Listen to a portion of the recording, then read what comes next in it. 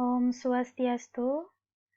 Perkenalkan, nama saya Komang Susmita dengan NIM 1917051203 dari kelas 5G Konsentrasi Akuntansi Sektor Publik. Pada kesempatan kali ini, saya akan mempresentasikan materi bab 9 mengenai anggaran berbasis kinerja atau performance-based budgeting yang diampu oleh Ibu Nyoman Ayu Wulan Trisna Dewi, SE, MSc. Adapun 7 subtopik pembahasan yang akan saya jelaskan pada materi kali ini, yaitu yang pertama mengenai pengertian anggaran berbasis kinerja, yang kedua mengenai tujuan dan manfaat anggaran berbasis kinerja, yang ketiga mengenai prinsip-prinsip anggaran berbasis kinerja, yang keempat mengenai unsur-unsur dan elemen anggaran berbasis kinerja, yang kelima mengenai tahapan penyusunan anggaran berbasis kinerja, yang keenam mengenai penyusunan APBD berbasis anggaran kinerja, dan yang terakhir mengenai studi kasus tentang anggaran berbasis kinerja. Baik, kita masuk ke subbab pembahasan yang pertama, yaitu mengenai pengertian anggaran berbasis kinerja. Apa itu anggaran berbasis kinerja? Anggaran berbasis kinerja atau performance-based budgeting adalah suatu pendekatan sistematis dalam penyusunan anggaran yang berorientasi pada output organisasi pemerintah dengan memperhatikan kinerja yang dihasilkannya, serta menggunakan informasi kinerja yang terencana.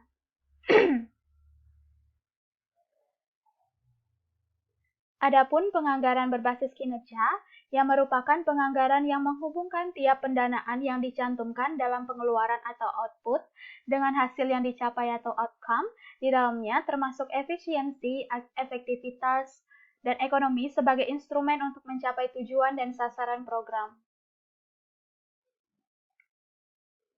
Kemudian, topik yang kedua mengenai tujuan dan manfaat anggaran berbasis kinerja. Beberapa tujuan dari anggaran berbasis kinerja yaitu mengutamakan upaya pencapaian hasil kerja atau output dan dampak atau outcomes atas alokasi belanja atau input yang ditetapkan, disusun berdasarkan sasaran tertentu yang hendak dicapai dalam 1 tahun anggaran, serta program dan kegiatan disusun berdasarkan renstra kementerian negara atau lembaga.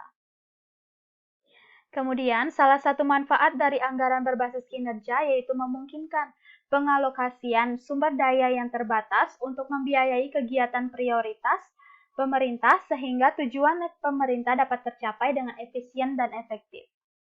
Dengan melihat anggaran yang telah disusun berdasarkan prinsip-prinsip berbasis kinerja, akan dengan mudah diketahui program-program yang diprioritaskan dan memudahkan penerapannya. Lanjut ke topik pembahasan yang ketiga, yaitu mengenai prinsip-prinsip anggaran berbasis kinerja. Prinsip-prinsip anggaran berbasis kinerja menurut Nurholis dan Muhammad Kosaini yang secara umum didasarkan pada konsep value for money dan prinsip good corporate governance.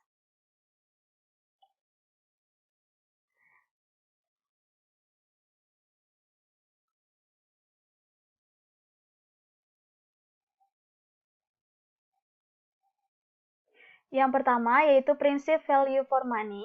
Dalam kaitan dengan penganggaran, prinsip ini digunakan untuk menilai apakah negara telah mendapatkan manfaat maksimal dari belanja yang dilakukan serta pemanfaatan sumber daya yang dimiliki.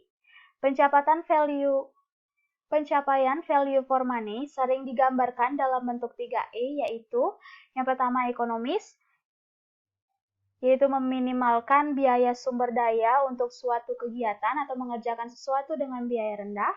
Efisien, yaitu melaksanakan tugas dengan usaha yang optimal atau melakukan sesuatu yang dengan benar. Dan efektif, yaitu sejauh mana sasaran dicapai dengan benar. Prinsip yang kedua yaitu prinsip good corporate governance. Prinsip ini telah diadopsi oleh hampir semua pemerintahan yang mengaku menjalankan administrasi publik yang modern. Prinsip ini dipahami sebagai suatu kondisi yang mempunyai 8 karakteristik utama, yaitu participation, rule of law, transparency, responsiveness, consensus orientation, equity and inclusiveness, effectiveness and efficiency, dan accountability.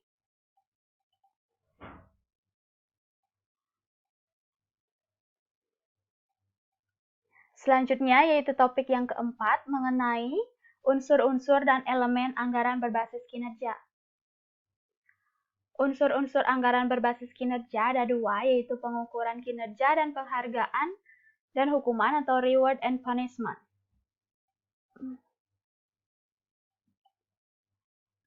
Lalu elemen-elemen anggaran berbasis kinerja ada 5, yaitu visi dan misi, tujuan, sasaran, program, serta kegiatan yang mendukung anggaran berbasis kinerja.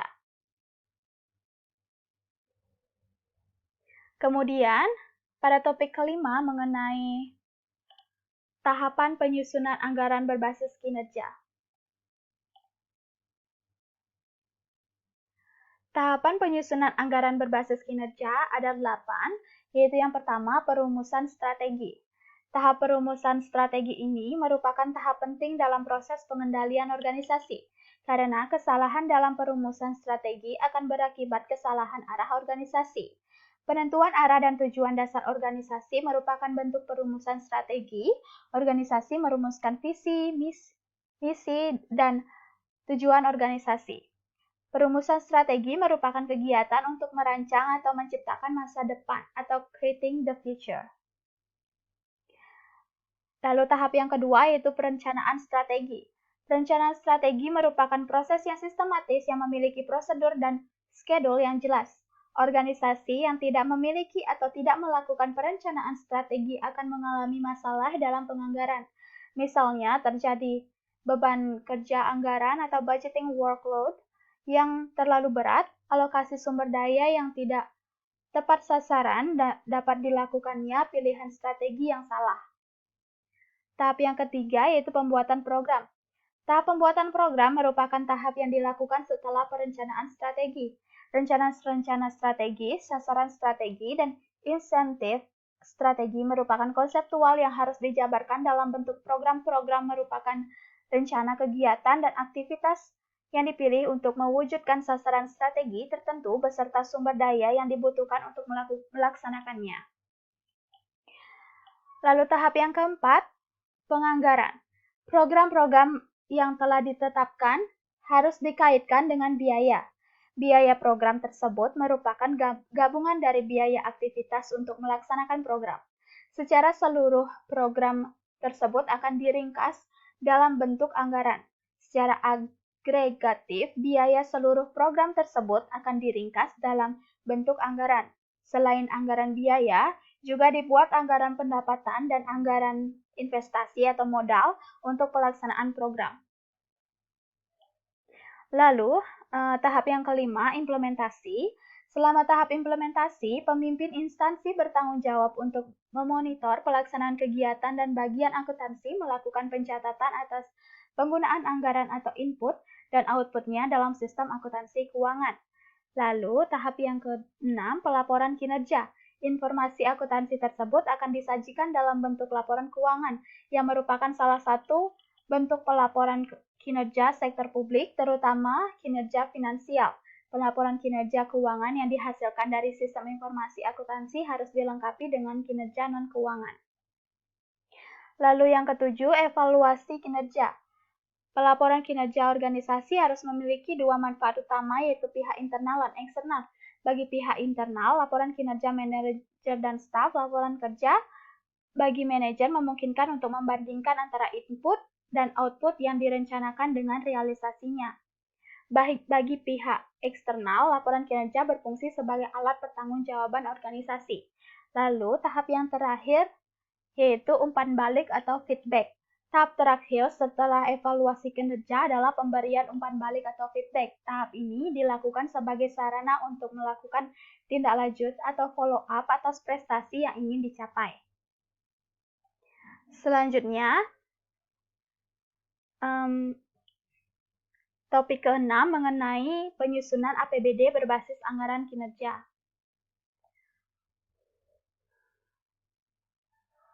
Pengukuran kinerja dari masing-masing kegiatan yang ada pada APBD didasarkan pada prinsip value for money atau ekonomi, efisien, dan efektivitas dengan 4 indikator yaitu masukan, keluaran, hasil, dan manfaat yang bisa dirasakan oleh masyarakat. Pengukuran indikator input atau ekonomi menyangkut berapa besar jumlah input yang digunakan, sedangkan indikator output menggambarkan berapa besar tingkat pelayanan yang terjadi. Adapun indikator efektivitas diukur dengan tingkat pencapaian sasaran atau dampak dari jenis pelayanan yang dirasakan oleh masyarakat. Indikator terakhir atau efisiensi terkait dengan biaya per unit output yang dikeluarkan untuk memberikan pelayanan dengan target dampak tertentu yang dirasakan oleh masyarakat.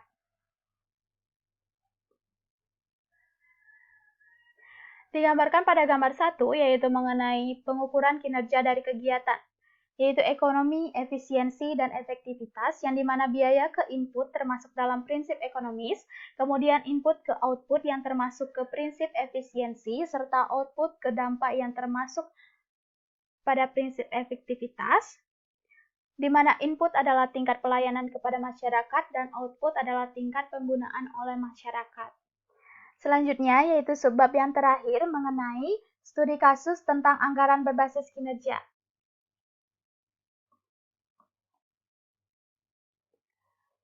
Studi kasus yang saya gunakan yaitu penelitian yang berjudul Implementasi Penganggaran Berbasis Kinerja dalam Pencapaian Standar Pelayanan Minimal atau SPM, penyelenggara pelayanan kesehatan pada Dinas Kesehatan Kabupaten Benar Meriah.